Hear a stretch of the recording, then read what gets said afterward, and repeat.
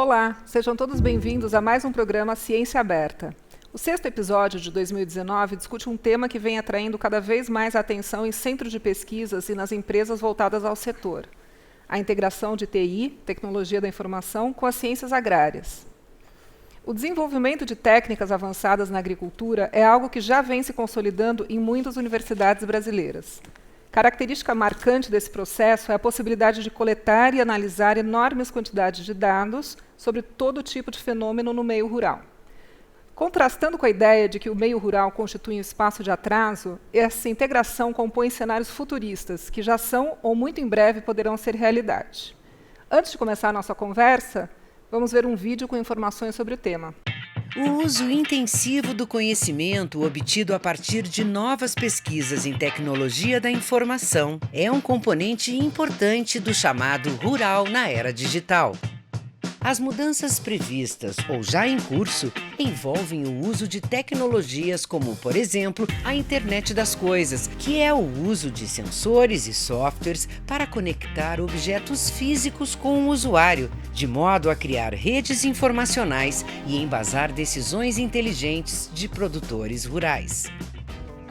Nas novas unidades agropecuárias, fatores como o solo, o clima e a irrigação serão monitorados. As decisões quanto à produção vegetal e ao bem-estar animal serão tomadas a partir de dados coletados por biosensores implantados em animais e em plantas.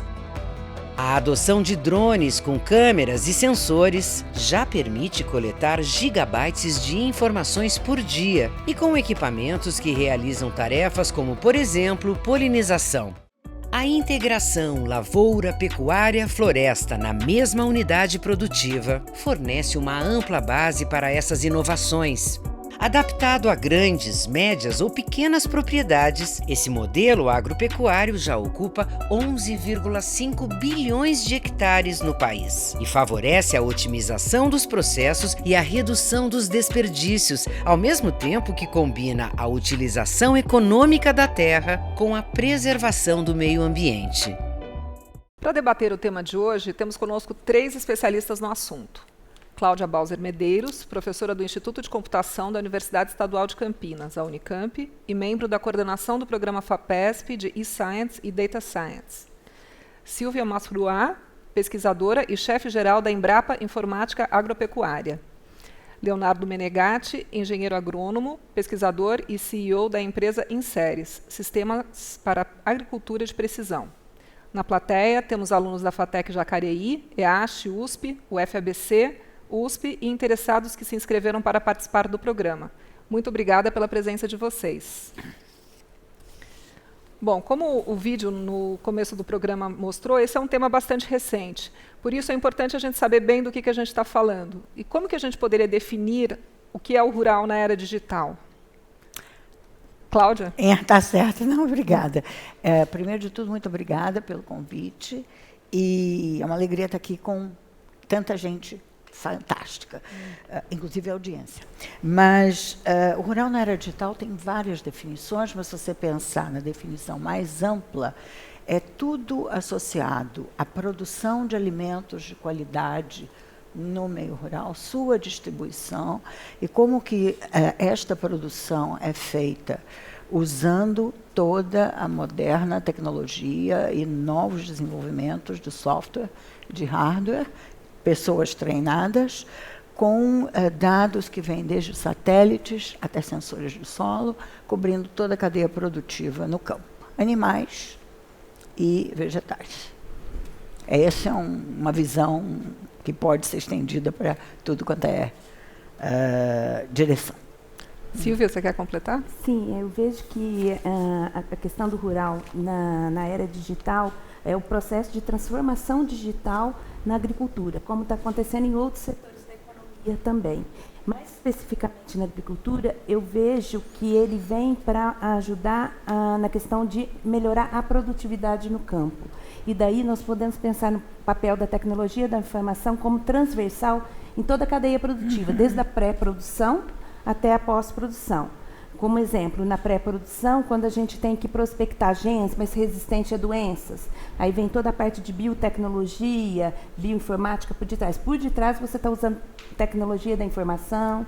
Dentro da porteira, vamos colocar assim, na produção, quando você está falando de sensores de análise de solo, imagens de satélites para monitorar o campo, automação rural, por detrás disso você está usando, né, tecnologias, métodos de tecnologia da informação, e também na pós-produção, para você melhorar o controle de todo o processo de armazenamento, distribuição e logística, a gente também utiliza a tecnologia de informação por detrás. Então, né, a gente na Embrapa trabalha nessa visão da tecnologia da informação aplicada ao agro como um todo, em toda a cadeia produtiva. Uhum.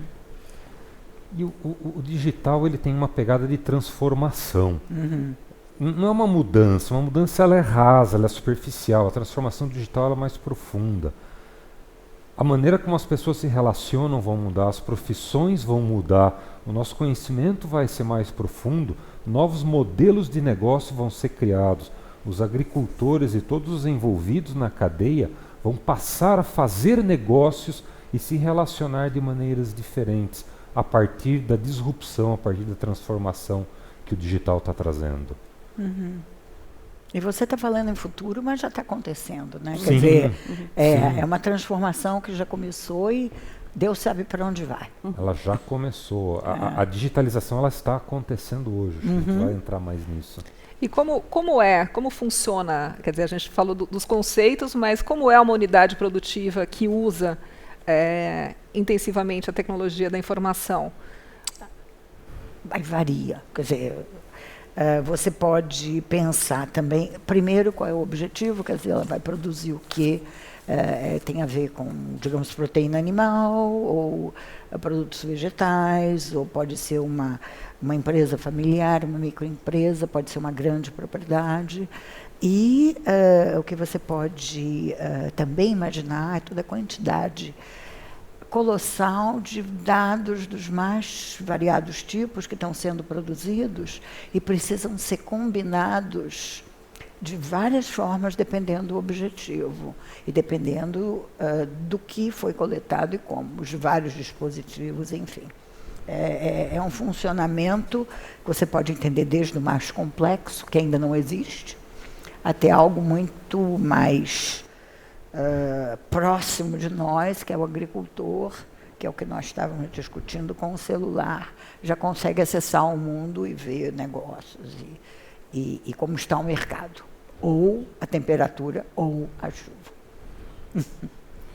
Eu vejo como uma unidade ativa nesse novo modelo, ela mais trabalhando integrada, né? Então você tem, por exemplo, dispositivos de umidade de solo no campo, você tem estações meteorológicas, imagens de satélite mais acessíveis, drones monitorando lavouras. Independente se é uma produção animal ou vegetal, você utilizar esses dados heterogêneos para auxiliar a tomada de decisão do produtor. Então, tem estudos que mostram que um produtor ele tem que tomar 200 decisões ao dia. Então, eu vejo que uma unidade produtiva na era digital, ela vai poder usar esses dados e informações desses diferentes dispositivos para tomar decisão. Seja desde a hora que vai plantar, a hora que vai colher, ou no momento que, se ele vai aplicar um fertilizante, uma irrigação mais inteligente, dado que ele tem informações de disponibilidade de água no solo. Então, todas essas informações, uma colheitadeira automática que estima produtividade por talhão, você planejar melhor seu processo de armazenamento, distribuição e logística.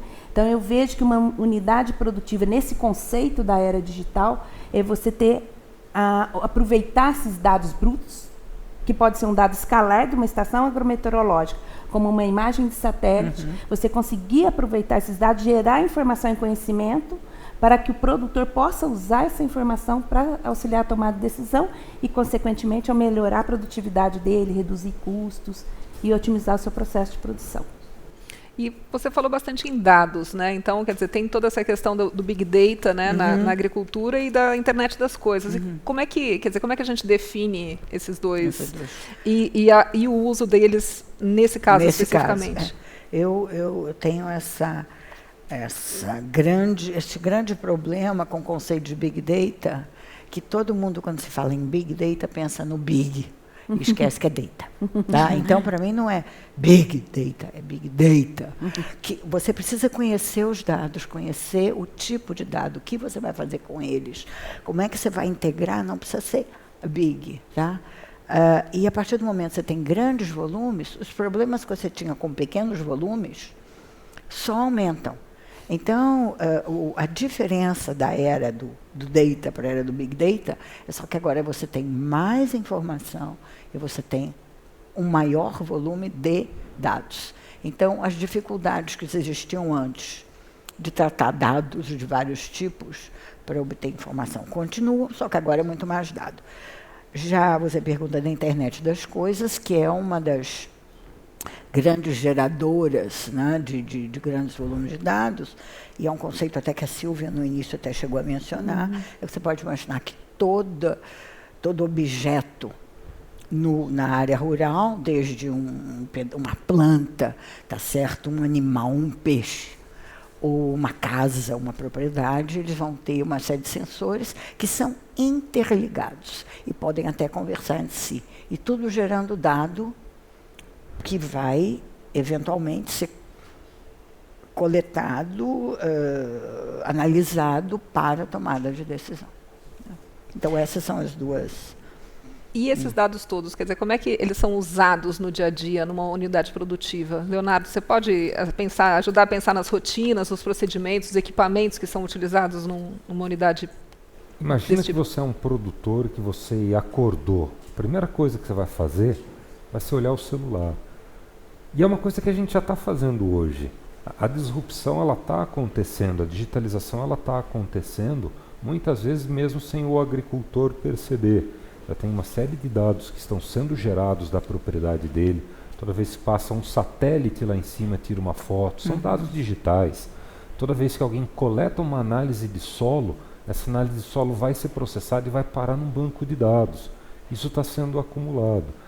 E esses dados todos eles vão se interagindo e os algoritmos vão compreendendo situações de maneira que, se hoje o agricultor ele acorda e ele pensa no que ele vai fazer e troca ideia com o vizinho dele ou chama o gerente, ele vai passar a consultar um celular para ver o que eu devo fazer hoje, quais são as decisões técnicas que eu tenho que tomar e quais são os fatores que influenciam essas decisões. Eu devo plantar hoje ou eu devo plantar amanhã? Qual que é o talhão dos 10 que eu tenho que plantar? Qual que eu vou plantar primeiro para eu maximizar a minha produtividade? Na verdade, as coisas elas estão acontecendo. O dia a dia ele já está vindo, o agricultor já tem algumas das ferramentas, mais ferramentas estão vindo e a gente está acumulando mais experiência a partir do acúmulo de dados, a partir do desenvolvimento de algoritmos. E isso vai estar entrando no dia a dia do agricultor, eu acredito que muito pelo celular, pelo smartphone. Tá. Mas a gente tem também esses cenários futuristas de tudo interconectado, com sensores no solo, sensores nos bichos, sensores nos equipamentos, um centro de processamento de dados na fazenda. Quer dizer, isso já acontece? Isso é do que a Cláudia estava pensando em termos de futuro? Sim, isso é o IoT, é tudo conectado. Mas a grande mudança ou a transformação que o IoT faz é no modelo de negócio. O IoT, o benefício dele é conseguir detectar a demanda antes mesmo que qualquer outro perceba a demanda. Daí o sensor no solo. O sensor detectar que precisa de fósforo antes que qualquer coisa seja feita. Ou o sensor detectar que precisa de água antes que você perceba que precisa de água. Isso muda completamente toda a organização da cadeia para que você tenha o fósforo disponível na sua fazenda, ou para que você tenha água ou a energia elétrica disponível na sua fazenda. Essa é uma grande mudança, transformação. É interessante esse comentário, Leonardo, porque eu acho que é um conceito, que é esse conceito da agricultura digital. Né, que hoje a gente está falando de uma agricultura mais baseada em conteúdo digital, em tecnologia de ponta e conectada. Não precisa ter os três, mas aí que vem desde... E aí eu acho que essa questão que a Cláudia comentou, dados, eles estão sendo acumulados, estão ficando mais acessíveis, o custo, né? Então, quer dizer, a agricultura digital, eu acho que a gente está passando de um momento, por exemplo, a agricultura de precisão, onde ela já existe, sensores, né, em menor ou maior escala, dependendo do tamanho do produtor, as colheitadeiras automatizadas e tal. O grande pulo da agora é você usar essa, que era a agricultura de precisão, para a decisão, né? Precision to decision. Então, eu acho que é essa mudança que está gerando todo esse processo de transformação que está chegando na agricultura também. Eu enxergo que é mais. E desculpe, mas me ocorreu, tá certo, mais uma coisa, que é a questão, quer dizer, eu sou muito voltada a dados. Então, a questão dos dados, quer dizer, o valor que os dados passam a adquirir é muito... sempre houve esse valor, mas muito maior, inclusive do ponto de vista que, com isto, você consegue capturar e manter a proveniência. E você, com isso, você pode dizer, eu colhi tal tipo de produto em tal lugar onde eu garanto que houve este tipo de tratamento. Ou as vacas que foram ordenhadas pela minha ordenhadeira eletrônica, ela mede e sabe dizer a composição química enquanto ordenha e se a vaca está doente ou não. Então, o leite produzido tem uma qualidade garantida pela coleta de dados enquanto houve a ordenha. E isso dá um valor adicional a toda a cadeia produtiva, quer dizer, a garantia da qualidade da proveniência. E aí você entra em produtos verdes, você entra em uma série de outras coisas. E já existem exemplos de unidades que produzam dessa forma, no Brasil ou no exterior? Bom, temos uma iniciativa em Piracicaba, na Exalc, um consórcio feito entre a Vivo, a Ericsson, a Raizen e a Exalc para fazer uma fazenda completamente digital em Piracicaba, uma fazenda da Exalc, uma fazenda Areião. E aí ela está toda conectada, com muitos dados sendo coletados para fazer o aprimoramento. Mas tenho certeza que tem outras iniciativas também. Na Embrapa nós temos também algumas iniciativas. Uma delas também é a Embrapa Meio Ambiente de Ogariúna, onde a gente também na ideia começou como um sítio IoT, onde a gente colocou startups, numa plantação de café. Lá nós temos uma câmara, um FACE, que é uma câmara de vegetação ao céu aberto, onde está plantado café, onde você faz experimentos, pesquisas na área de mudanças climáticas, doenças. Então, você tem vários tipos de sensores, estações agrometeorológicas, então parceiros também trouxeram dispositivos que queriam testar para melhorar a produtividade, seja de umidade de solo, aí operadoras também. E hoje a gente tem um projeto também junto ao BNDES para testar com esses parceiros, seja da área de telecomunicações, de dispositivos, essas soluções de IoT, né? Porque o IoT tem várias camadas, dispositivos, conectividade e as aplicações, e ainda a segurança da informação como transversal a tudo isso. E a gente tem um projeto que recentemente foi aprovado no BNDES de IoT, de internet das coisas no rural, para grãos, para integração lavoura, pecuária, floresta e leite, onde a gente vai explorar com esses parceiros. E os demandantes, esse projeto é interessante porque onde vai ser testado vão ser nos produtores. Então, os demandantes vão testar nas suas próprias fazendas essas tecnologias e a gente vai conseguir medir como agrega valor, essas tecnologias digitais estão agregando valor. Então, por exemplo, se eu estou falando de integração lavoura, pecuária, floresta, eu vou estar medindo, tendo as medidas agronômicas, mas eu também vou ter... medir como as tecnologias digitais, tecnologia da informação, está conseguindo agregar mais valor àquele processo produtivo.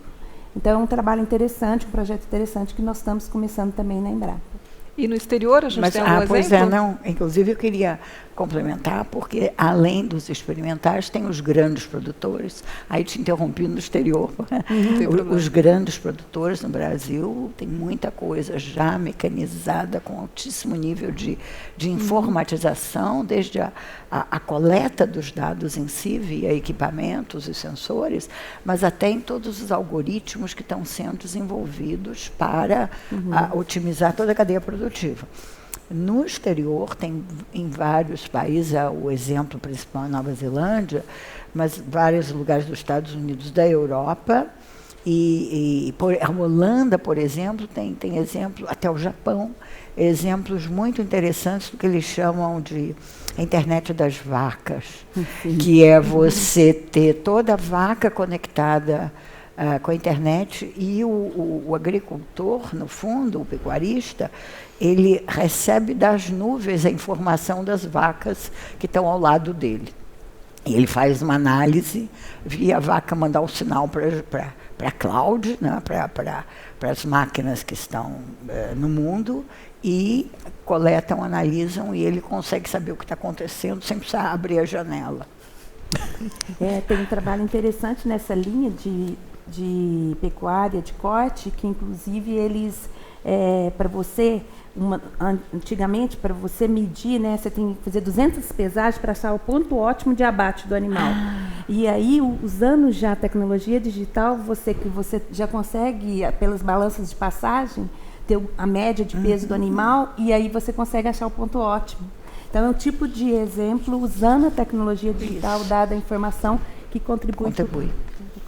Bom, esse bloco passou muito rápido, então agora a gente vai fazer um breve intervalo e em seguida a gente volta para o próximo bloco, que é sobre desafios socioambientais para a revolução tecnológica no campo.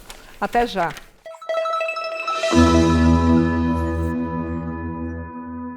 Voltamos com o programa Ciência Aberta, que hoje discute um tema bastante inovador, o rural na era digital. Nesse segundo bloco, vamos falar dos desafios socioambientais para a revolução tecnológica no campo. Bom, sabemos que a exploração econômica sem critérios está comprometendo seriamente importantes ecossistemas, como a floresta amazônica e o cerrado. A agricultura sustentável e rural na era digital são projetos compatíveis? Aí, quer dizer, tudo depende do humano que vai implementar. Certamente são compatíveis e você pode, através e graças a toda a tecnologia digital, você conseguir aumentar o uso sustentável dos recursos, parcos recursos, cada vez mais parcos, que nós temos nesse nosso mundo. Mas tudo depende de como vai ser usado para o quê, e a Silvia e o Leonardo têm exemplos muito bons a respeito. Tenho certeza. Eu também acredito que são projetos totalmente compatíveis. Inclusive, eu acho que a tecnologia digital ela pode auxiliar no monitoramento, uso e cobertura da terra. Desde de identificar áreas, né, onde a gente pode melhorar, por exemplo, como áreas degradadas, onde você pode recuperar. Hoje nós já temos ferramentas na Embrapa, por exemplo, como o Web Ambiente, que você pode identificar essas áreas e identificar quais são as espécies mais adequadas para recuperar aquelas áreas degradadas. Então, a gente tem um banco de dados de espécies nativas dos vários biomas. Então, você, num sistema WebGIS, você vai lá, marca aquela área e ele vai indicar para aquela área quais são as espécies mais adequadas para recuperação. E assim tem outros exemplos. Por exemplo, quando a gente fala do bioma Amazônia e Cerrado, nós temos um outro projeto que chama TerraClass, tanto para a Amazônia quanto para o Cerrado, onde você classifica essas áreas desmatadas. Então, o que é agricultura, o que é pasto. Então, é muito importante, muitas vezes a gente confunde nessa questão do que está sendo utilizado aquelas áreas desmatadas. Hoje, a gente já tem números que o desmatamento, ele muitas vezes, a agricultura, ela melhorou a produtividade. Fala, aumentou o número do rebanho lá na Amazônia. Mas não necessariamente é por causa do desmatamento. Pode ser que aumentou pelo incremento tecnológico, né? A produtividade. Então, as ferramentas digitais, elas devem trazer transparência ao processo.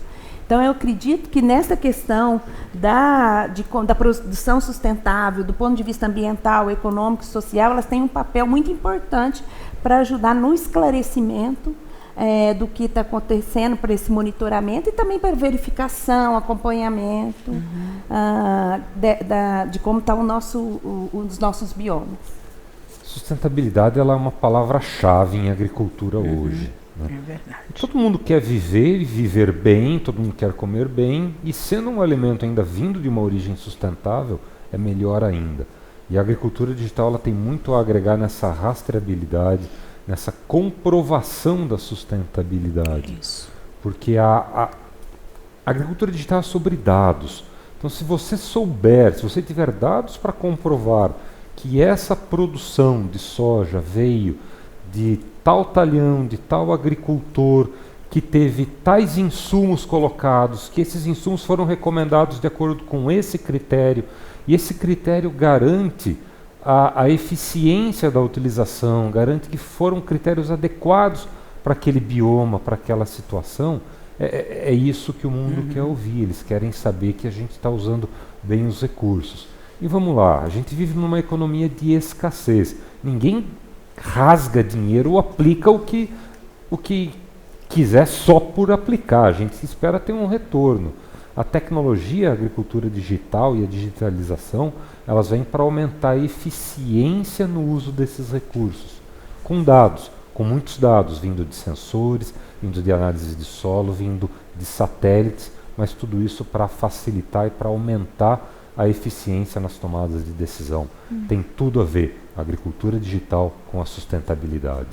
E, inclusive, com quanto mais dado você coleta e aprende a usá-los melhor, você pode, inclusive, economizar a forma de como os recursos naturais estão sendo usados ou explorados. Você pode produzir mais com menos.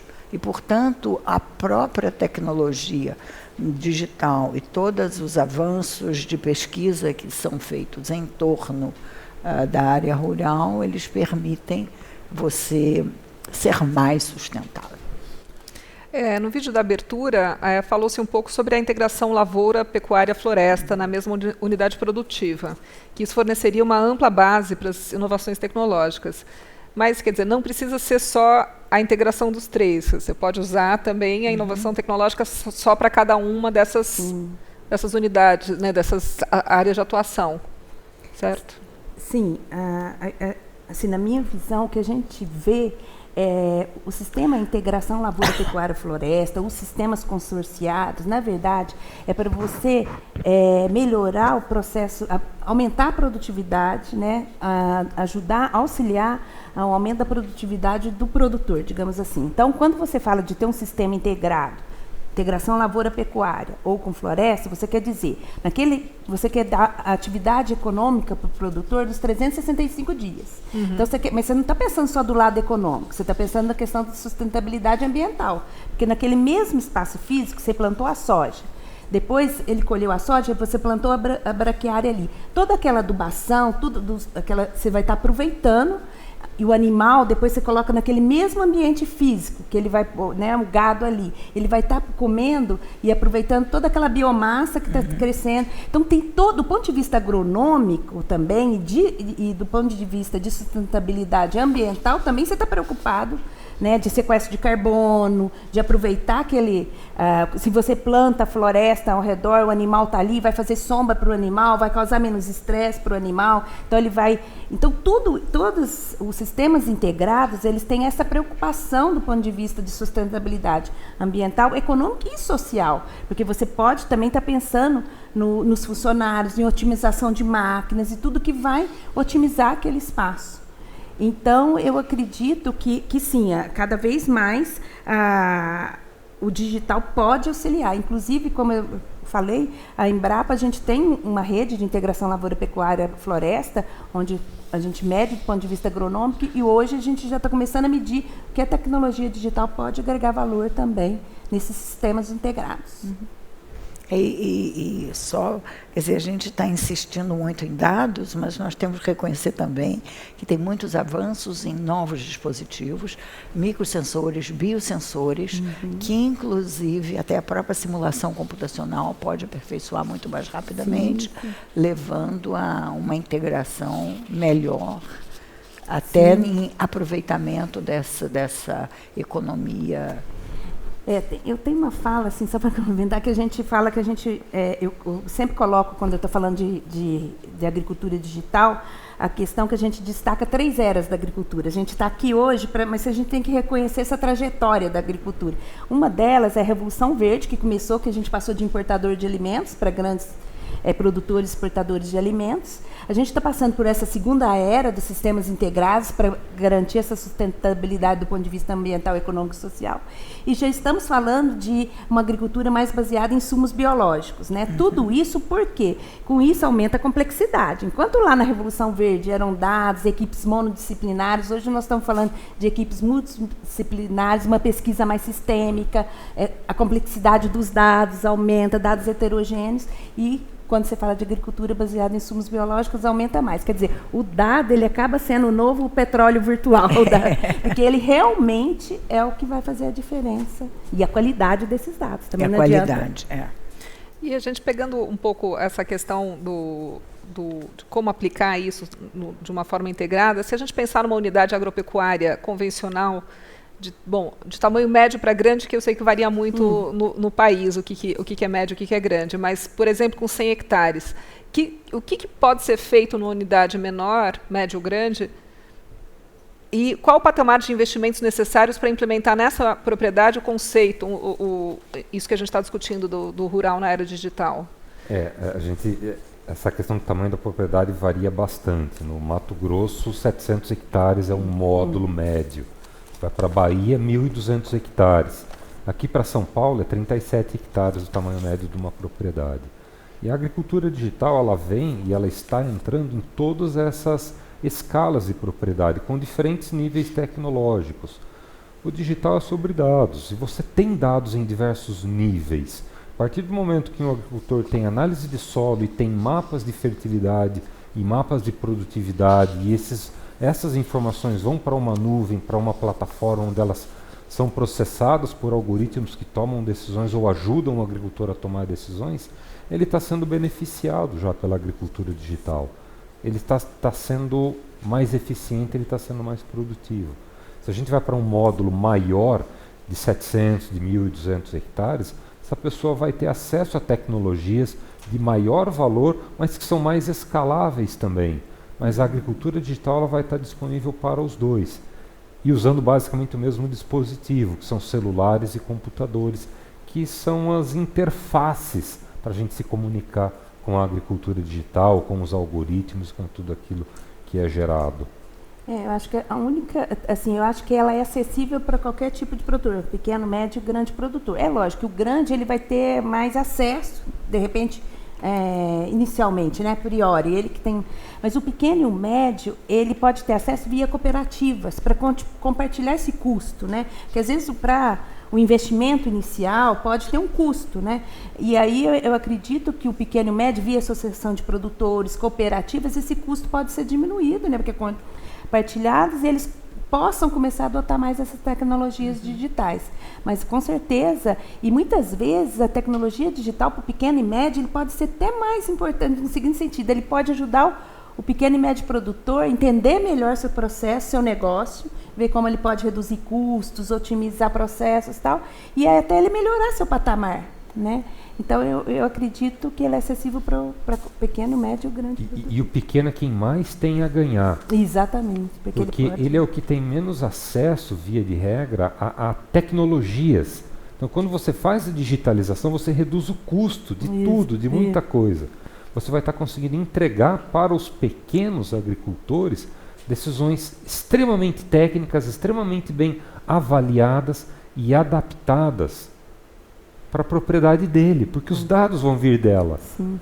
Mas me isso desculpe, faz uma diferença muito grande. Quer dizer, eu sei que não me cabe fazer pergunta, claro. Mas você não acha que depende também muito da aceitação cultural e tudo? Quer dizer, tem que... Poxa, não bacana. há um problema, você está falando pequeno, né? Eu não tenho preconceito contra pequeno ou para grande, porque nós temos esse problema cultural, e não é só no Brasil, no mundo inteiro a gente ouve esses relatos de resistência à adoção de novas tecnologias, porque muitas vezes você não sabe usar, você destrói o que você tem.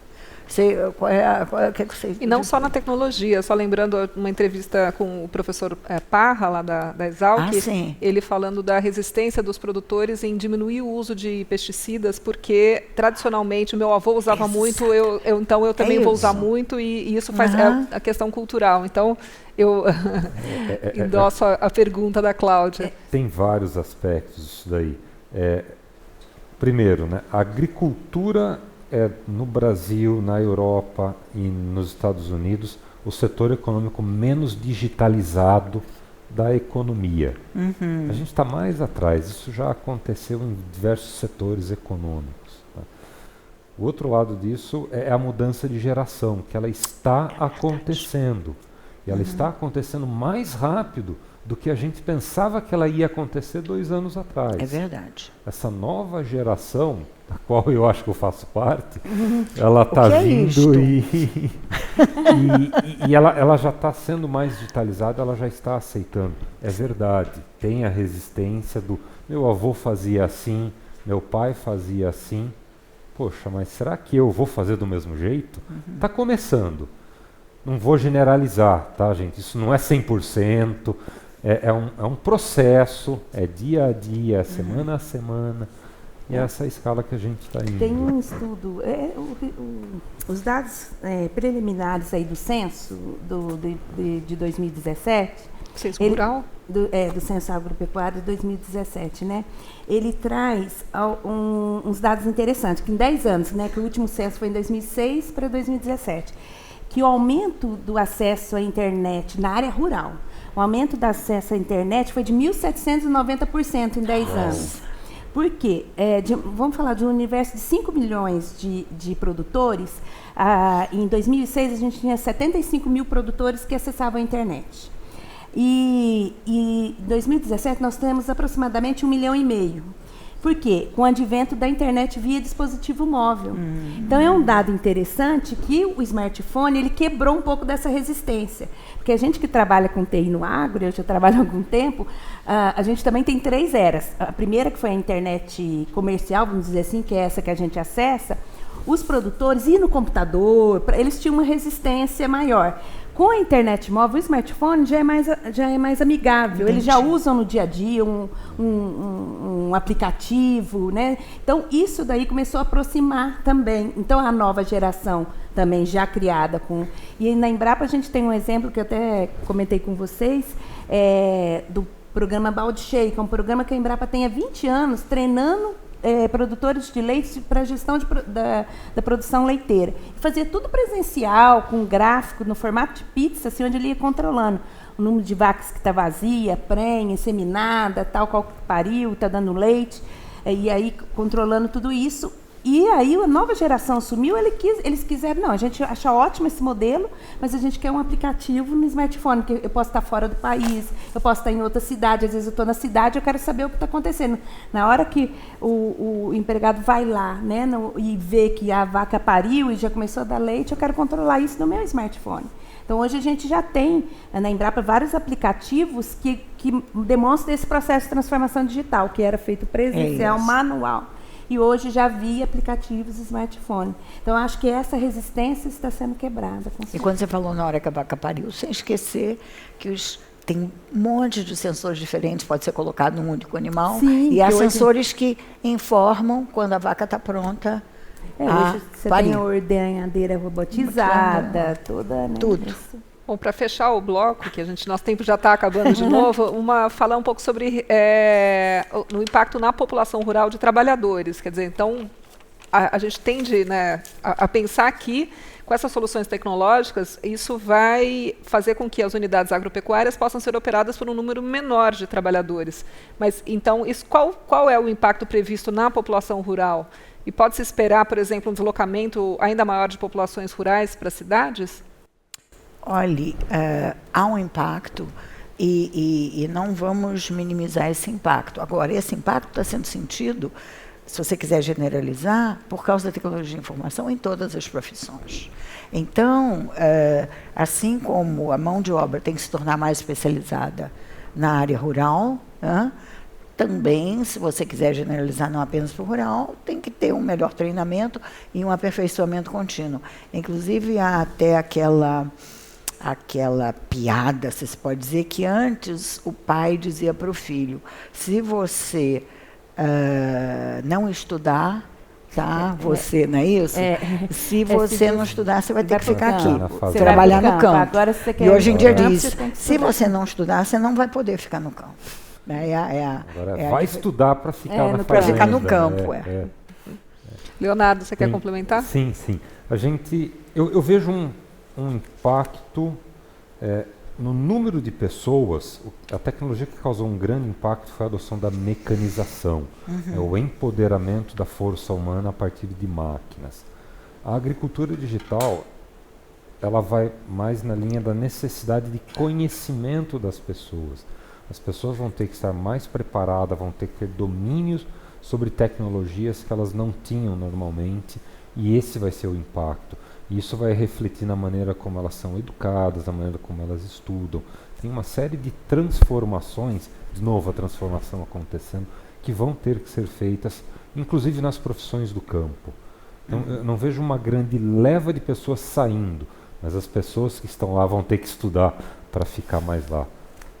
Eu acho que é um perfil um pouco mais multidisciplinar. Antes, quando você pensava, por exemplo, uma consultoria no campo, é o agrônomo, assim, no modelo clássico. Hoje é um agrônomo que ele tem que conhecer da tecnologia digital. Então, vai mudar aí para um outro tipo de profissional, tipo cientista dos dados, que de repente tem que ter dentro da fazenda alguém que consiga analisar aqueles dados, gerar informação e conhecimento. Então, eu acho que naquele ponto que a Cláudia comentou, vai ser um aperfeiçoamento, um outro tipo de capacitação no campo, né, dos trabalhadores do campo.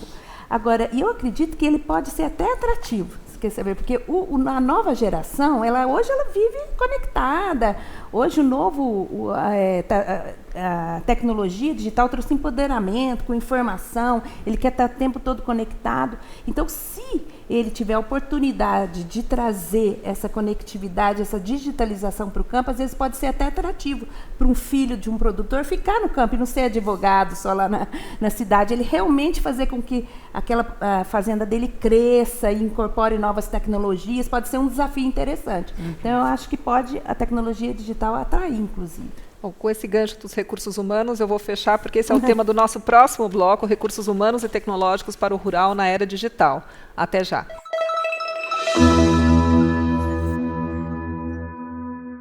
Voltamos com o terceiro e último bloco do programa Ciência Aberta, que hoje trata do rural na era digital.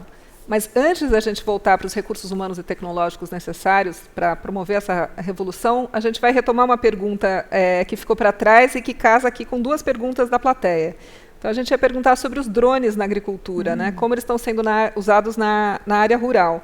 E a gente tem aqui a pergunta da Nuia Padovani, que quer saber se o drone é a principal ferramenta da agricultura digital, e também uma pergunta da Nanda de Antenor, que se vocês têm conhecimento de alguma parceria do Brasil com a China ou importação de tecnologia relacionada ao mercado de drones, visto que muitos consideram que a China é a grande desenvolvedora de tecnologia para a agricultura e o mercado de drones. Eu não sei se a China seria a grande, né? Porque o modelo hoje em dia, inclusive nisso, um dos grandes modelos é a Nova Zelândia. Tá? Mas, que se duvida, aí eu já não sei. Mas acho que a tecnologia, a principal fabricante do módulo... Não a fabricante, mas não, fabricante aí eu realmente não sei dizer. Tá? Mas os drones, eles são usados em vários contextos, tanto para sobrevoar... Tem projetos vários aqui mesmo no Brasil, sobrevoar plantações, ou sobrevoar rebanhos, ou até tirar fotos de plantas específicas para verificar se há um determinado tipo de peste.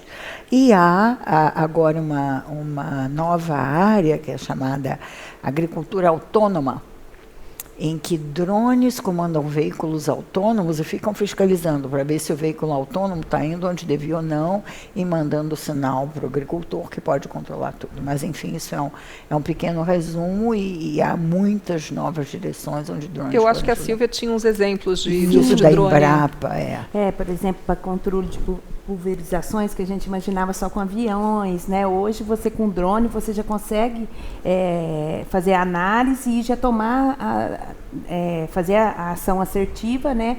Para que você possa fazer um número adequado de pulverizações, de doses. controle biológico, né? Então, assim, os drones hoje eles têm várias aplicações, mas quando a gente fala em era digital, ou agricultura digital, a gente está falando muito mais do que isso. Eu acho que drones é um dos dispositivos que você coleta dados e informações. Ele realmente ele trouxe, né, dados e informações numa escala que a gente não tinha, mais próxima, né, do que imagens de satélites, às vezes com resoluções mais que você não conseguia observar tão de perto. Então, ele trouxe mais dados e informações em outras escalas, em outras resoluções. Mas aí tem outros tipos de dados de sensores, como eu falei, tem dados escalares, que são importantes nesse processo da agricultura digital, tem dados de imagens de satélites, drones, das próprias colheitadeiras, dos outros implementos agrícolas, onde você traz essas informações. Então, eu acho que a agricultura digital é muito mais do que só drones. O drones, ele popularizou um pouco mais, porque é um dispositivo com maior acesso, um pouco mais barato. Então, ele popularizou essa coleta de dados. E, bom, antes de ir para os recursos humanos, mais uma pergunta aqui do Adilson Quinelato, que ele está perguntando sobre como levar a conectividade às áreas não atendidas pelas operadoras de telefonia. Vocês não acham que estamos restringindo a tecnologia agrária apenas a satélites e drones, deixando o IoT como se fosse assunto de ficção científica ou confinados a nichos acadêmicos? Isso casa com uma outra pergunta que também é sobre a estrutura da internet no campo, que não é a mesma coisa, mas casa. Como processar tantos dados? Tem parceria com empresas de comunicação? Bom, deixa eu Leonardo, pegar um pouquinho essa daí. Isso aí, vai lá. Tem bastante exemplo. Comunicação é uma questão grande. Tem uma questão de posicionamento do Estado. O Estado brasileiro deve abordar essa matéria, assim como trabalhou a eletrificação rural como uma política de Estado. Vai ter que levar conectividade, permitir com que os sensores se conversem tanto entre si quanto com a nuvem. Agora, existem também iniciativas privadas que estão indo nesse sentido e que têm muito potencial de tornar inúteis qualquer políticas estatais. Um caso, o famoso Elon Musk, ele teve uma autorização, coisa de uns 6 meses atrás, para colocar mais de 1.000 satélites em órbita. O objetivo desses satélites é levar comunicação a qualquer latitude e longitude do planeta. E aí ela vai estar lá, é uma questão de modelo de negócio, saber se você vai ou não se conectar usando, é uma questão de preço, mas ela vai estar lá. Então, assim, esse problema ele está sendo abordado. Eu tenho uma percepção, né, que ele vai ser resolvido mais rapidamente pela iniciativa privada do que pelos governos de uma maneira geral. Mas tem países que já são totalmente conectados, como a Nova Zelândia. Hoje a gente vive num ambiente em que o limite computacional ele não depende mais de quem eu sou, de onde eu estou. Hoje a gente tem acesso a escalabilidade quase que infinita com a computação em nuvens. Você consegue levantar máquinas em cadeia para serem capazes de processar o volume de dados que você tem que processar. É claro que isso tem custo, você tem que fazer tem que ser uma atividade que faça sentido e que se justifique. Mas em termos de processamento, a sensação é que a gente hoje não tem muito limite de processamento. É mais ou menos. Mais ou menos. Quer dizer, quem é que fez a pergunta do IoT? Só para me dirigir. Oi. Então, nós temos exemplos no Brasil que já funcionam. Não é a única forma, tem toda uma série de tecnologias associadas, além do IoT, que é muito importante, mas uma barreira atual de internet das coisas, e que a gente diz IoT ou IoT, né, Internet of Things, é que não há padrões e não há sensores únicos. Você tem uma infinidade de sensores que se comunicam com os sensores iguais, eles não falam com outros. Então, tem um problema de comunicação que ainda não foi resolvido. Tá? Primeira coisa. E quanto a poder computacional, continua limitado. Quer dizer, quanto mais máquinas sofisticadas se inventam, mais dados surgem que criam problemas computacionais para processá-los. Então, até me contaram recentemente um caso da Google, que em 2012 disponibilizou um conjunto de dados para todas as universidades do mundo processarem para resolver problemas que a Google não consegue resolver. E até agora ninguém conseguiu resolver, por causa de problemas de limite computacional. Então, se a Google não pode, não tá? Então, talvez a gente possa fazer um gancho da capacidade de processamento para a capacidade das pessoas de analisarem esses dados e falar um pouco sobre os recursos humanos, né? Quer dizer, tem um enorme desafio aí para a revolução tecnológica no campo, é criar esses recursos humanos que possam trabalhar com esses dados, esses novos sistemas que estão sendo implementados. E como que isso pode ser feito? Qualificar trabalhadores e formar pessoas já pensando nesse trabalho. É como eu sou professora, eu já formação, universidade, faculdade, escola, colégio. Nós estamos num mundo que foi muito comentado pelo Leonardo, pela Sílvia, que a especialização exige também saber trabalhar num ambiente multidisciplinar. Então, para este tema específico, a formação tem que envolver um mínimo da área computacional, um mínimo de alguma área agrária, mas também saber trabalhar em grupo com outras pessoas e aprender os vocabulários uns dos outros. E isso, o ensino no Brasil ainda não está nos preparando para isso. Não sei o que vocês acham. Que eu queria comentar. Nós fomos muito, a nossa formação até hoje, ela foi muito especialista, né? Então, agrônomos, ciências agrárias, ciências exatas, e aqui nós estamos falando de duas áreas.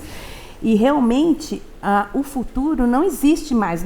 A gente tem que trabalhar em equipes multidisciplinares, porque hoje esse processo de economia compartilhada, ela de ciência aberta, né?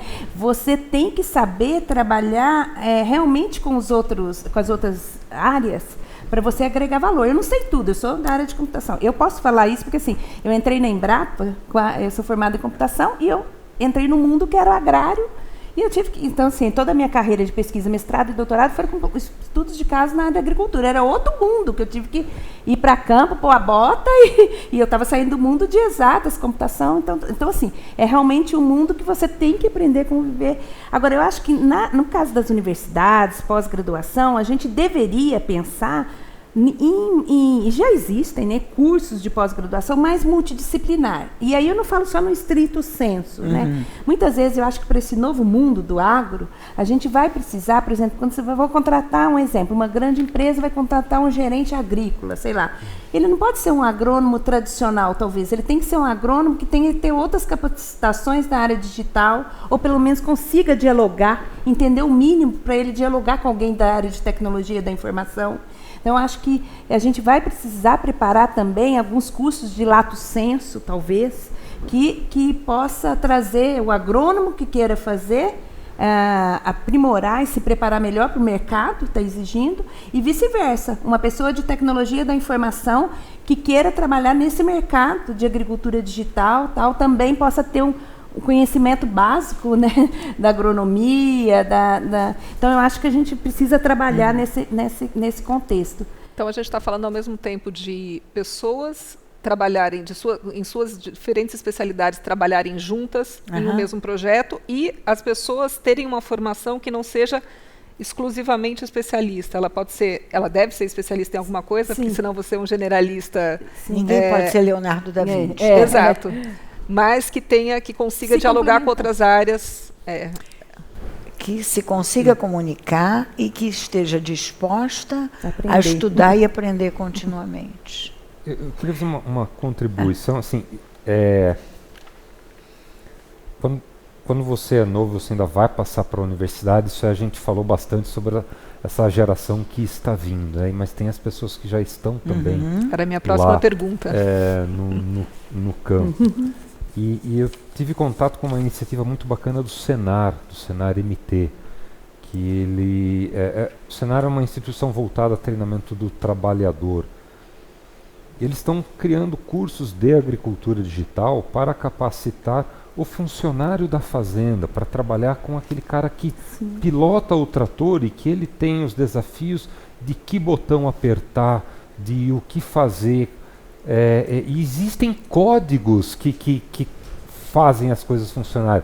Tipo, vermelho só aperte quando estiver muito ruim, mas se estiver verde você pode apertar, mas as pessoas, normalmente elas não nascem com isso. Isso tudo é aprendido e o Senar está fazendo um trabalho muito bacana nessa linha, com os funcionários das fazendas, com funcionários dos agricultores, focado em agricultura digital, focado nos dados, focado já nesse novo cenário que está sendo criado na agricultura. E vocês têm, desculpe, vocês estão, quer dizer, nós, né, estamos falando muito realmente da parte de tecnologias de informação e comunicação e de ciências agrárias, mas tem todos os outros mundos, que também como as engenharias no geral, como ecologia, biologia e até humanas e sociais, porque entram questões trabalhistas, entram questões de treinamento, entra questão de educação.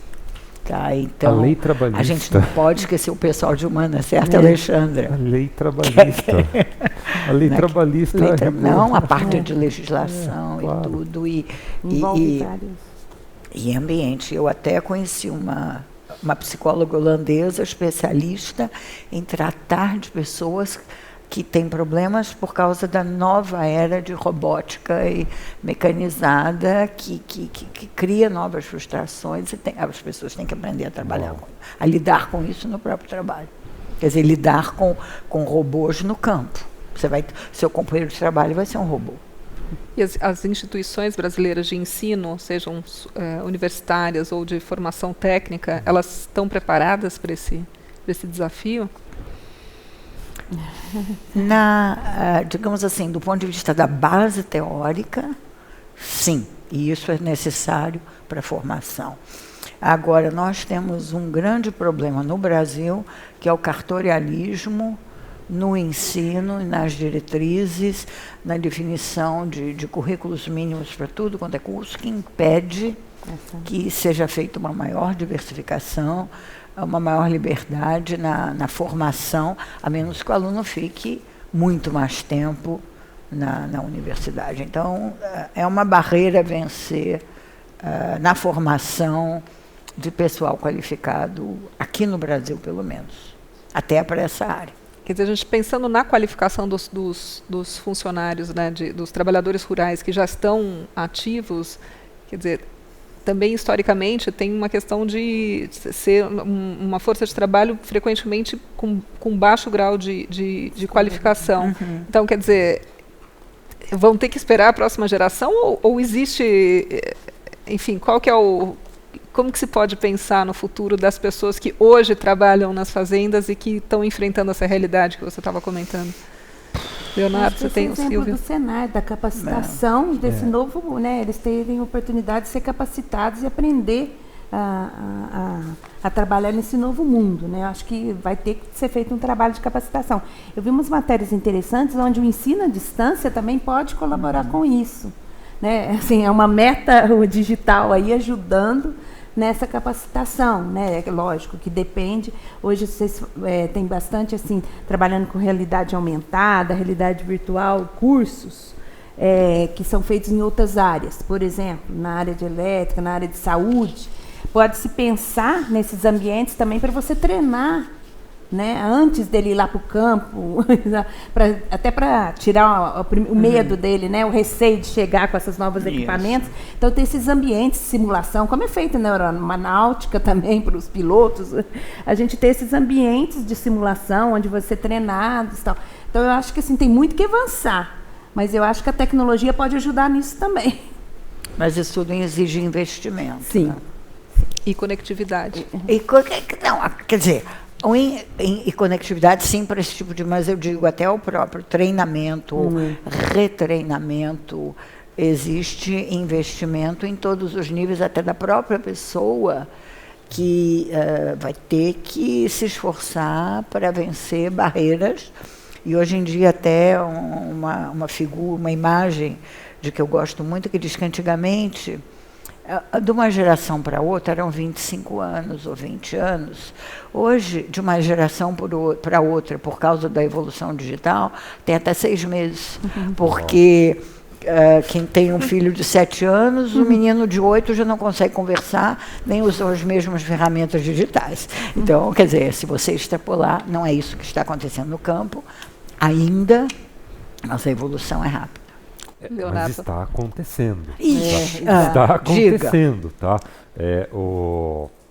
O agricultor compra um trator, o trator vem com uma tela touchscreen, com dados, o trator tem GPS, o trator tem controle de fluxo, e ele liga atrás do trator uma semeadora cuja taxa de semente e adubo não é mais controlada pelo parafuso da semeadora. É controlada pelo mapa que vai no painel. E hoje ainda tem que normalmente colocar um pendrive nesse painel, mas com a conectividade, sim, o mapa vai sair da nuvem e vai parar na cabine do trator. E tem a pessoa que vai estar lá operando isso daí. Ou o drone que vai avisar para o trator. O drone. E isso está acontecendo, tá, gente? Essas pessoas, elas estão sendo preparadas. Os mais velhos, eles têm mais dificuldade com isso. Mas também eles não estão ficando sem o emprego, eles estão fazendo outras coisas na propriedade. E os tratoristas mais novos, 30, 35 anos, são as pessoas que estão agora controlando esses equipamentos. E são as pessoas que estão sendo treinadas, são as pessoas que estão passando pela transformação. De novo, a palavra transformação e aí, aqui um com a gancho gente. Que você falou no início, isso está mudando o modelo de negócio em toda a cadeia. Cadeia de distribuição, de implementos agrícolas. Exato. As empresas que hoje vendem tratores, elas já estão começando a trabalhar no modelo de vender o serviço. Claro. O trator vem embutido, o que ela vai vender para os produtores são serviços. O processo de transformação que aconteceu em outras áreas também está acontecendo com empresas que vendem implementos agrícolas. Então, esse processo de transformação ele vai muito além do que as tecnologias em si. E não vamos esquecer a experiência dos velhos. Desculpe. Os velhos, eu tenho que defender os velhos. Os velhos experientes também, a experiência. Para fechar, eu gostaria que cada um de vocês resumisse como as pesquisas em agricultura, piscicultura, ciências agrárias, ciência de dados, podem gerar riqueza com pesquisas, né? Enfim, esse casamento com as pesquisas em computação e as novas tecnologias. Eu vou pegar o gancho do que o Leonardo falou, né? Quer dizer, por que nós somos tão bons em agricultura? Porque se investiu muito em pesquisa. Tá certo? Muito em pesquisa a longo prazo. Eu tenho orgulho. E isso daí é uma coisa que a Embrapa é nosso orgulho. E nós temos também um orgulho de toda a pesquisa desenvolvida no Brasil, em várias outras áreas, e a pesquisa na área de tecnologia de informação, de comunicação e computação, pode gerar muita riqueza adicional, inclusive com o desenvolvimento de novos tipos de sensores mais baratos, com novos programas e algoritmos que vão poder processar dados que são dirigidos a dados específicos de nossas propriedades. Inclusive, a gente nem falou em piscicultura, mas também na área de piscicultura, suinocultura e outros que podem lucrar muito com conhecimento local e algoritmos desenvolvidos aqui para o conhecimento local. Então, o futuro é nosso, né? Mas temos que investir em pesquisa e treinamento para ter um desenvolvimento sustentável de alimentos de qualidade, inclusive. Silvia. Bem nessa linha que a Cláudia falou, a nossa agricultura nesses 40 anos foi uma agricultura baseada em ciência e tecnologia. Tem dados que mostram que a expansão diária foi o dobro, enquanto que a produtividade quadruplicou. Né? Por isso que nós viramos esse potencial, né, essa referência em agricultura tropical no mundo todo.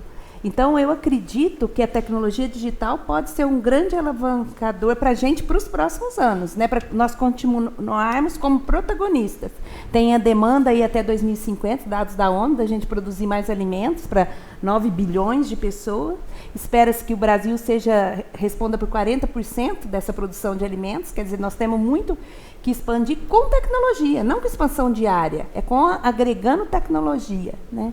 E um ponto que eu gostaria de colocar também, que eu acho que a gente está passando por essa revolução, a quarta revolução industrial em várias áreas, que veio aí da indústria 4.0, né, da indústria automobilística da Alemanha, que está influenciando todo esse processo.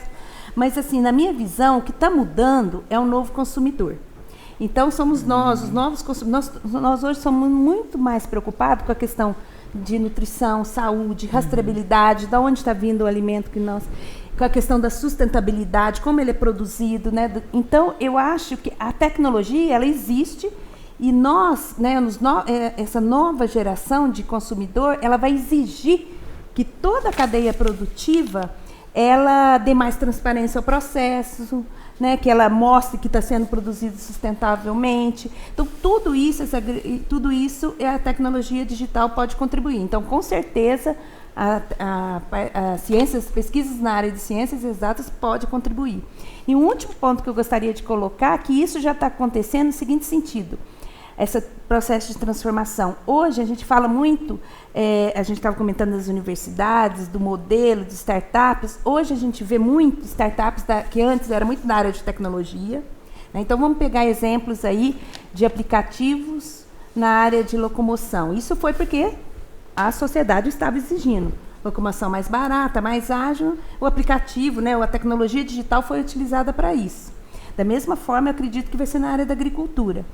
E a gente vê hoje que as startups estão vindo para a área do agro justamente porque oportunidades, e aí você vê startups da área de tecnologia vindo.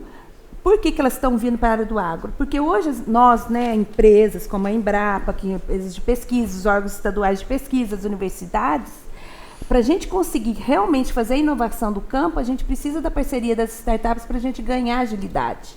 Então, eu vejo que é muito complementar essa questão. E hoje, só porque sexta-feira a gente lançou um estudo na Embrapa que mostrou que startups e agtechs, hoje no país, nós estamos com 1.125 startups para o agro, que até pouco tempo a gente tinha 500, quer dizer, dobrou.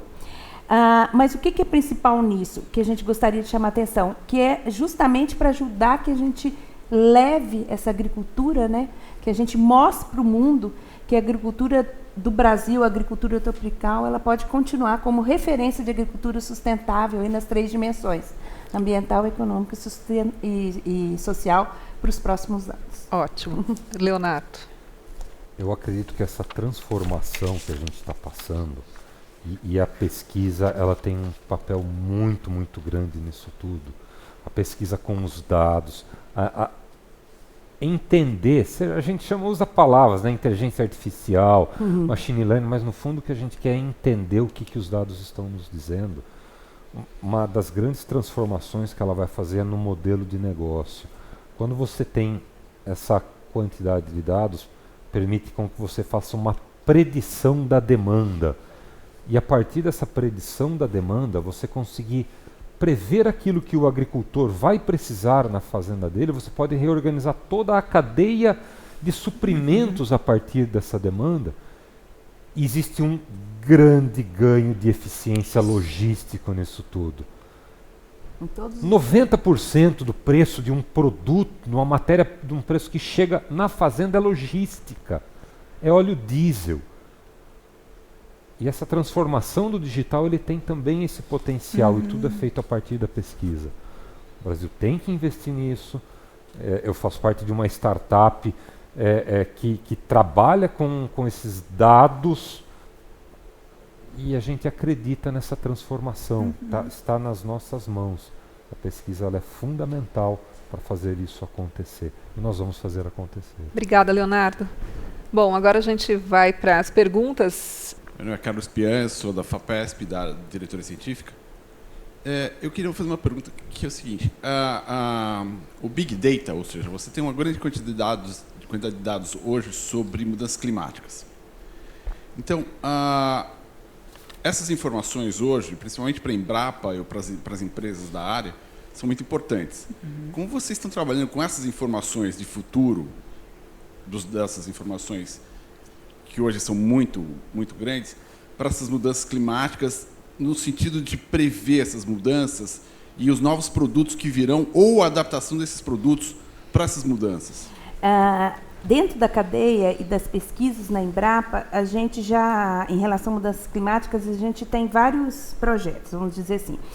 Mas aqui na pré-produção, na área de biotecnologia, a gente já está pesquisando genes que são mais resistentes a estresse hídrico.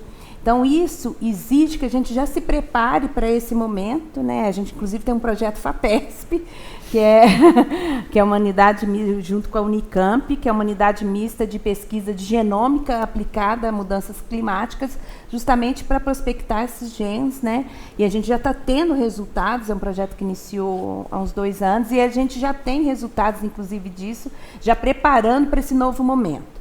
Do ponto de vista também de projetos na área de simulação de cenários futuros, a partir de dados climáticos, de histórico, você também fazer simulações, a gente já tem também projetos, tanto na área de mitigação, mas também de adaptação para os novos, para essas novas tecnologias. E o que eu acho que falta agora é a gente usar esses projetos, os dados, o que está sendo gerado de informação, para subsidiar novas políticas públicas, A gente já tem, por exemplo, o Plano de Agricultura de Baixo Carbono. Ela já usa dados, hoje a gente já coleta dados, a gente já conseguiu, pelos estudos, se eu não me engano, são 105 milhões de gases que a gente conseguiu emitir a menos, né? A partir do plano de agricultura, da instalação do plano de agricultura de baixo carbono. Então, esses dados e informações que vêm da pesquisa, cada vez mais ser utilizados para subsidiar políticas públicas como essa.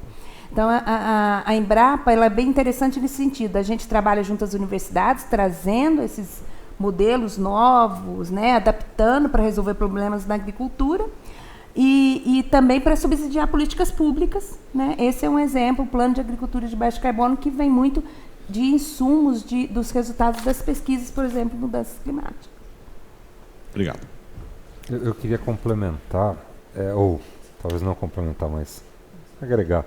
Se você é um agricultor, você está muito mais preocupado com o que eu faço a partir do clima que está vindo, porque o clima é uma condição dada por o agricultor.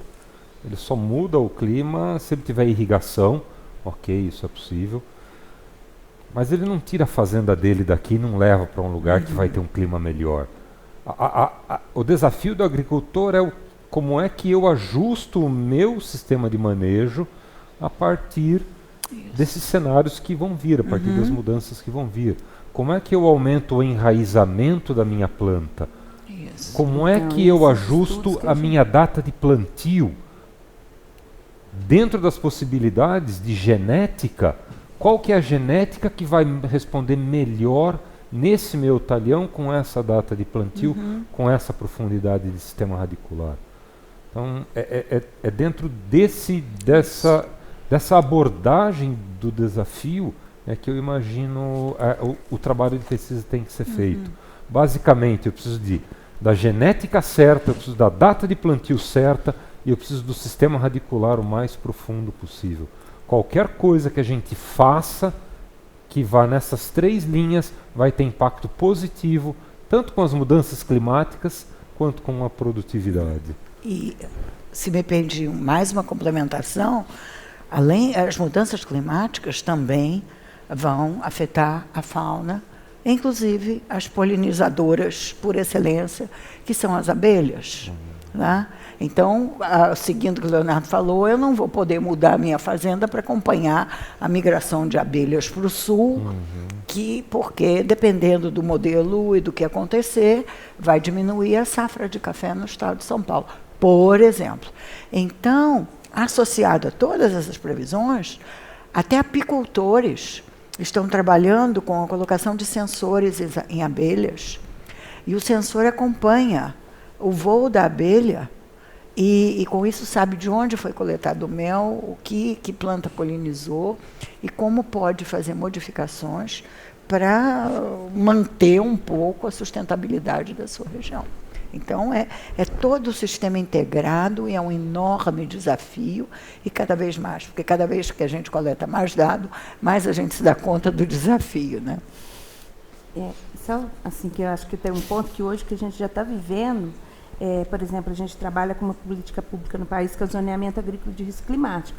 Hoje você já consegue definir a janela de plantio mais adequada para ele plantar, né, levando em conta os cultivares, o tipo de solo. Então, hoje você já consegue ter dados que estão saindo da pesquisa para o momento atual também, assim, para ele utilizar aquele dado para tomar a decisão dele. Qual a melhor época para plantar para ter uma produtividade melhor. Mas também preparando essa série histórica que a gente está acumulando para trabalhar com esses cenários futuros. Então, acho que existem esses dois cenários que a gente precisa estar atento nos próximos anos. Meu nome é Homero Fonseca Filho, sou professor da Escola de Artes e Ciências e Humanidades, do Programa de Pós-Graduação em Sustentabilidade, e sou professor de uma disciplina de Agricultura Sustentável.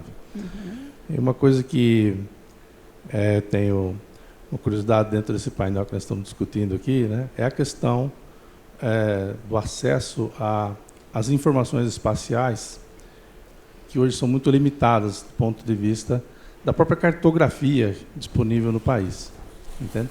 Então, como que é possível, né, você avançar na agricultura digital, dado a deficiência que nós temos hoje do ponto de vista das infraestruturas de dados espaciais? Porque o governo não tem feito a sua parte, né, os institutos geográficos não têm feito a sua parte do ponto de vista de produzir a cartografia básica do país necessária, né? Também, uma outra questão que eu gostaria de colocar é a respeito dado que a agricultura digital ela é uma evolução da agricultura de precisão, isso vai tornar o agronegócio e os produtores mais competitivos. Ou seja, isso deve melhorar o custo de produção, possivelmente deve melhorar o custo de produção, né, das empresas, mas, por outro lado, também vai trazer maior dificuldade para competir dos produtores que têm menos recursos do ponto de vista de investir na tecnologia, me parece, né? Então, um pouco eu gostaria de responder essas duas perguntas, né? Como que a gente pode, né, ou como que se prevê que o médio, pequeno produtor possa ter acesso, de fato, né, a essa cabedal todo, né, esse portfólio todo de produtos, né, dado que ele tem, muitas vezes, poucos recursos para investir.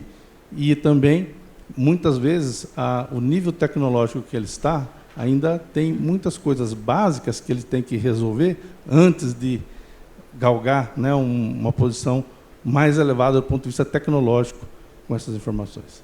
Obrigado. Obrigada. Quem quer começar? Da cartografia digital, desculpe. Isso, inclusive, é um fenômeno interessante, porque até a base hidrográfica brasileira, que é algo muito bem trabalhado, você tem muito mais informação, muito mais detalhada em áreas onde há mais estudos. Então, você tem muito mais dados precisos, por exemplo, na região de São Paulo, do que em outras regiões do Brasil. É disso que você está falando. Como resolver isso? É muito investimento, é muito caro, você tem que atualizar. Tá?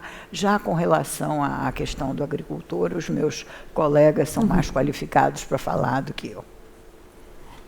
Como eu comentei, eu acredito que o pequeno e o médio ele vai ter acesso via cooperativa, via assistência técnica, associação de produtores. Eu acho que vai tornar mais acessível para ele.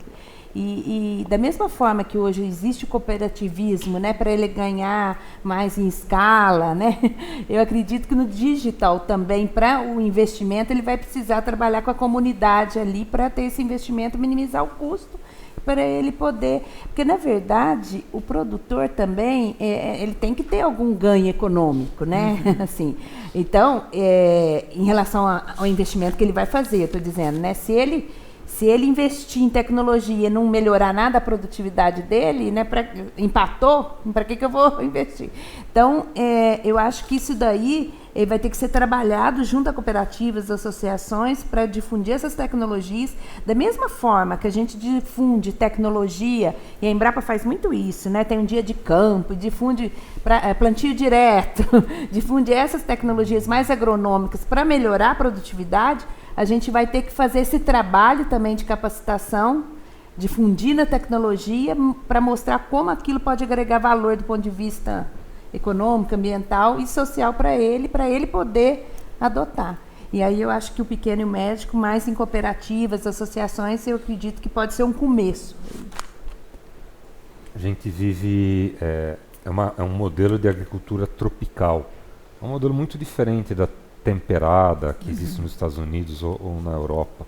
Mas basicamente o nosso solo é muito pobre e a gente depende muito do solo para a nossa agricultura. O solo é extremamente importante. Realmente a gente tem poucos dados públicos, oficiais, sobre o solo. E o que eu vejo acontecer é que o próprio agricultor ele acaba investindo dinheiro para conhecer o solo dele. É o dia a dia do agricultor. Ele não consegue fazer uma agricultura eficiente sem ele ter um conhecimento mínimo do solo. Então, ele faz isso daí. E ele tem suporte tem um business todo em cima disso daí, que foi por onde a agricultura de precisão ela cresceu bastante, porque ela agregou esse conhecimento do solo espacializado. Então, hoje a gente conhece bem o solo sob um ponto de vista químico, mais detalhadamente, e físico, muito bem também. Um pouquinho menos sob o ponto de vista pedológico, que é o tipo de solo, características mais de classificação de solo. E a agricultura de precisão ela contribuiu muito para esse processo. Poxa, e o legal é que a agricultura de precisão ela chegou muito bem a esse pequeno produtor pelas vias que foram citadas aqui. Cooperativas fazem isso, associações fazem isso. E essa é a mesma via que eles estão indo para a digitalização. Como você mesmo falou, a agricultura de precisão ela precedeu ela precedeu a agricultura digital. Então elas foram indo juntos e a digitalização do agricultor está acontecendo. Essa é uma das vias. Infelizmente, o nosso tempo acabou. Eu agradeço muito a participação aqui dos nossos 3 pesquisadores presentes, da plateia e de quem mais assiste essa conversa por meio das mídias sociais. E a gente lembra que esse e outros debates podem ser acessados na página do Ciência Aberta e em nossas redes sociais. Assista e compartilhe o nosso programa e até o próximo Ciência Aberta, que estará de volta aqui no auditório da FAPESP com mais um assunto importante. Até lá!